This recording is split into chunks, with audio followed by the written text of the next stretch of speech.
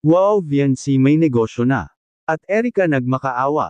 Yan ay malalaman na natin mamaya mga kalingap, isang mapagpalang araw sa inyong lahat mga kalingap, sanay hindi nyo po makalimutan na mag-like sa video na ito. At paunawa tapusin muna ang kaboohan ng video na ito mga kalingap at para malaman ang nilalaman nito. At maraming salamat po sa pagpatuloy na pagsuporta lalo na kay Kuya Val Santos Matubang at Kalingap Rab. Nagpakilig na naman ang bagong tambalan na si Kalingap Edo at VNC mga kalingap. At isa ito sa mga subaybayan ng mga taga-hanga ng Edrica dati mga kalingap. Napakagandang panuurin ang dalawang tambalan na ito. Dahil sa makikita mo sa kanilang dalawa ang chemistry at lalo na ang mga titig ni VNC kay Kalingap Edo ay makikita mo sa kanya na para bang kinikilig ito mga kalingap sa tuwing nakikita niya si Kalingap Edo. Kaya malaki na ang chance ni Kalingap Edo na sasagutin siya ni VNC mga kalingap dahil sa makikita naman natin sa kanilang dalawa na magaan ang pakiramdam nila sa isa't isa. Kung sakaling magkasilamang dalawa mga kalingap ay wala naman itong maging problema dahil sa mabait at matino namang lalaki si Kalingap Edo.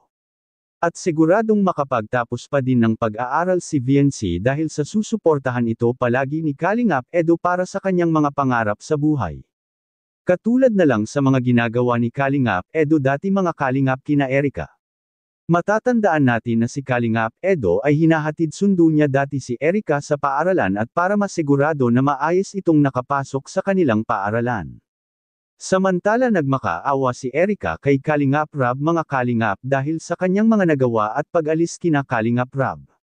Nangahulugan ba ito mga kalingap na babalik si Erica sa Team Kalingap? Ano sa palagay niyo po mga kalingap? O nainggit na si Erica ngayon kay Kalingap Edo dahil may bago na itong ka-love team. At kaya siya babalik kina Kalingap Rab dahil sa si Kalingap Edo ay may ka-love team na itong iba.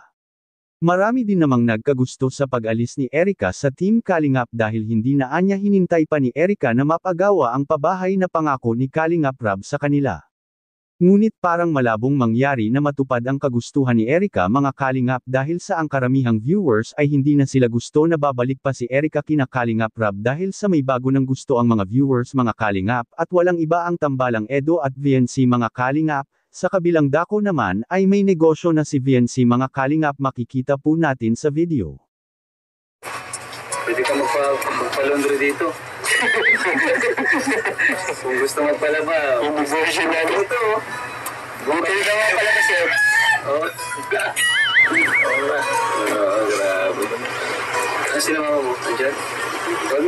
Tumatanggap pala si VNC dati ng labada mga kalingap at para may maibaon siya sa kanilang paaralan, at salamat na may nagbigay sa kanya ng washing machine dahil sa hindi na mahihirapan maglaba si VNC at pwede pa anyang tatanggap siya ng labada at gawin itong negosyo. Anong masasabi niyo po tungkol dito? Please comment and God bless you all.